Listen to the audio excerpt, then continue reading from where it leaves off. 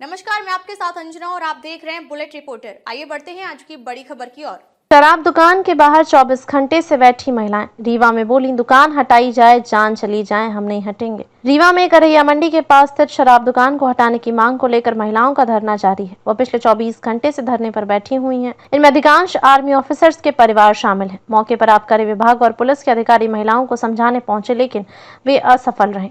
महिलाओं का कहना है कि शराब दुकान के चलते इलाके में असामाजिक तत्वों का जमावड़ा बढ़ गया है। आए दिन शराबी सड़क पर हंगामा करते हैं और महिलाओं के साथ छेड़खानी की घटनाएं होती हैं। इसी के खिलाफ महिलाएं धरने पर बैठी हैं और तब तक नहीं हटने का ऐलान कर चुकी हैं। महिलाओं का कहना है कि जान चली जाए, लेकिन तब तक नहीं हटेंगे जब तक प्रशासन दुकान को हटाने का ठोस फैसला नहीं लेता। लाडली बहनों की सुरक्षा की मांग। धरने पर बैठी महिलाओं ने मुख्यमंत्री मोहन यादव से गुहार लगाई है। उन्होंने खुद को लाडली बहन बताते हुए कहा कि उनकी सुरक्षा सुनिश्चित की जाए। महिलाओं का कहना है कि यदि उनकी मांगे नहीं मानी गई तो वे अपना आंदोलन और तेज करेंगी। भजन कीर्तन और नारेबाजी के साथ विरोध जारी। धरना स्थल पर महिलाएं भजन कीर्तन और नारेबाजी कर रही हैं। उनका कहना है कि शराब दुकान के चलते इलाके का माहौल खराब हो गया और महिलाएं तथा बच्चियां घर से बाहर निकलने में असुरक्षित महसूस कर रही हैं। बुलेट रिपोर्टर के लिए ब्यूरो रिपोर्ट, रीवा, मध्य प्रदेश। करैया मंडी क्षेत्र के अंतर्गत में हम कोई अन्यत्र स्थान खोजने के लिए भी प्रयास कर रहे हैं और जो आप लोगों ने आपत्ति दर्ज कराई है इसको हम ऊपर शासन की तरफ आपकी प्रेषित कर रहे हैं। सर, करैया मंडी के बाद कल एक पार्षद हैं, उन्होंने भी आपत्ति दर्ज कराई है और मऊगंज की 5 दुकानों में इसी तरह का विरोध प्रदर्शन किया जा रहा है। सर, इसके लिए क्या कदम उठाए जाएंगे? शासन के राजपत्र प्रकाशित होता है, जो मंत्रिपरिषद कैबिनेट के द्वारा पॉलिसी का निर्माण किया जाता है तो उसको लागू करने के उसमें तरीके बताए गए हैं। उसमें 100 मीटर की दूरी में जो विधिक प्रावधान है उसमें माध्यमिक शिक्षा मंडल से संचालित स्कूल या उसमें वैध गर्ल्स हॉस्टल, उसमें कोई वैध मंदिर परिसर, तो ये जो सीमाएं हैं ये लाइसेंसी के लिए इसके लिए तय की गई हैं, है ना। उसी के अनुरूप वो अपने दुकान का संचालन कर सकता है। विरोध जहां भी आ रहे हैं वहां पर पर्याप्त रूप से हमारे द्वारा संभावनाएं तलाशी जा रही है कि उनके दुकानों के लिए अगर कोई अन्य विकल्प बहुत अच्छा होता है तो उसके लिए हम उसको प्रोवाइड करा सकते हैं। अभी यहाँ पे क्या सहमति बनी है महिलाओं से आपकी बातचीत में? क्या महिलाओं से सहमति का अर्थ केवल इतना है कि महिलाओं के द्वारा जो हमको ज्ञापन दिया गया है जिसमें आपने हमसे यही मांग की है कि इसको अन्यत्र शिफ्ट किया जाए, उस मांग को लेके हम शासन के समक्ष अपना जो पैरामीटर है, जो मानक है, उसके अनुरूप हम इसमें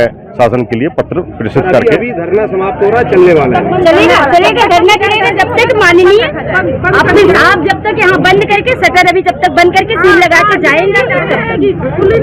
मेरा कहना केवल इतना है कि आप लोगों के साथ में हमारी पूरी आपकी सहानुभूति है और आपका पत्र जो हमको मिल गया है, लेकिन अब हम किसी भी तरीके से कोई बात आप हमको बता चुकी हैं, अब हम उस बात पे काम करने के लिए आगे प्रोसेस कर रहे हैं।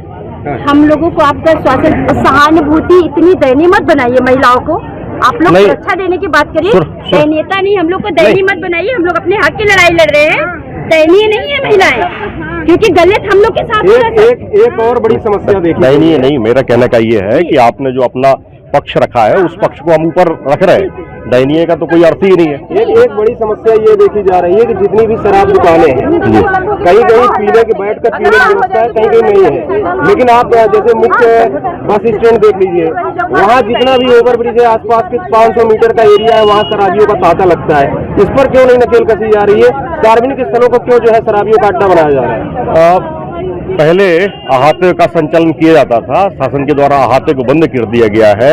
ऐसी स्थिति में पुलिस और आबकारी विभाग दोनों ही सायंकाल के समय गश्ती में ऐसे प्रकरणों पर कार्रवाई भी कर रहे हैं और लगातार शासन के निर्देशानुसार कार्रवाई। अगर अभी जाके आप चेक करेंगे तो आपको नया बस स्टैंड का जो ओवर ब्रिज है वहाँ कम से कम 100 शराबी बैठे मिल जाएंगे, शराब पीते हुए खुलेआम। वहाँ से महिलाएं निकलते हैं, बच्चे निकलते हैं। इस पर क्यों सर अभी लगाम नहीं लगाई जा रही? बिल्कुल लगाम लगाई जाएगी, बिल्कुल लगाम लगाई जाएगी और उसमें हमारा लगातार जो प्रकरण दर्ज हो रहे हैं वो इस बात का सबूत है कि लोग कार्रवाई करते हैं और लगातार कार्रवाई जारी रहेगी। सर, लगातार जो यहाँ पे महिलाएं हैं, इनका ये कहना है कि ये पिछले विगत 3 वर्षों से लगातार जो प्रशासनिक अधिकारी हैं उनसे संपर्क कर रही हैं, ज्ञापन दे रही हैं और हर बार सिर्फ इन्हें कोरा आश्वासन मिलता है, कार्रवाई आज तक नहीं हुई। तो क्या इस बार भी कोरा आश्वासन रहेगा?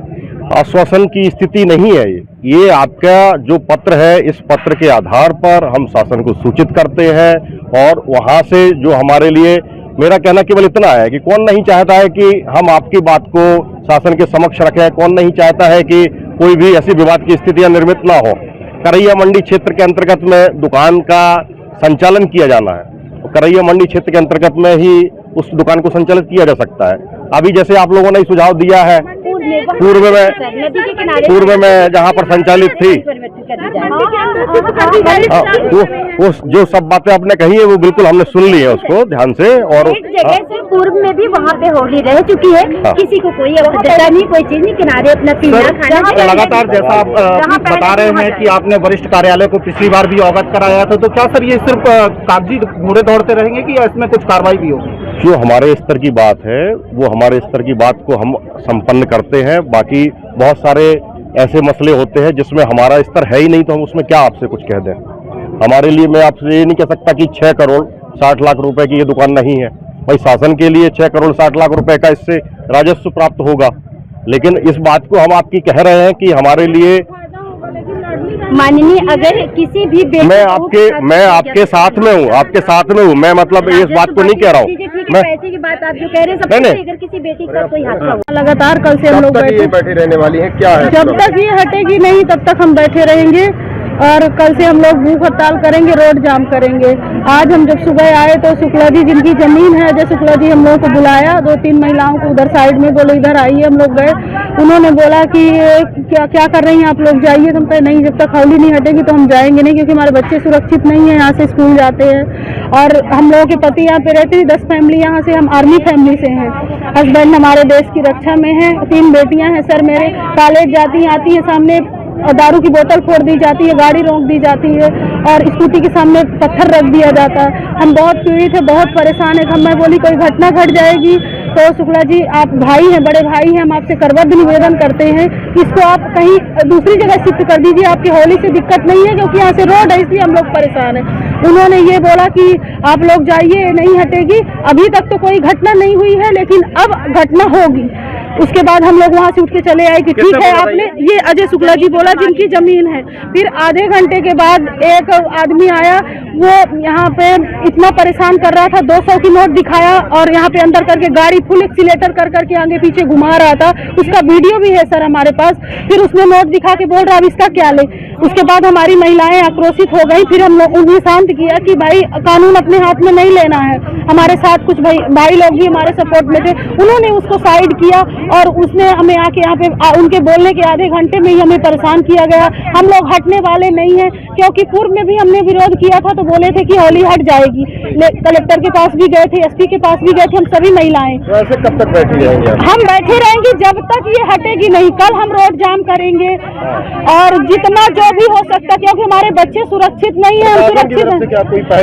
प्रशासन की तरफ से कल अबकारी अधिकारी आए थे, उनका मतलब कुछ भी नहीं, गोल माल घुमा के कि ऐसे है, इससे कुछ नहीं होता है, 3 साल से खुली है, मतलब कुछ भी समझ में नहीं आया। आज जब वो अभद्र भाषा का इस्तेमाल कर रहा था, परेशान कर रहा था, हमने महिलाओं के साथ छेड़खानी कर रहा था, तब हमने चौराटा थाना में फोन लगाया। उसके आधे घंटे बाद 2-3 पुलिस वाले आए हैं और उसके बाद से मेरा नाम कृष्णा तिवारी है, मैं यहीं की निवासी हूँ।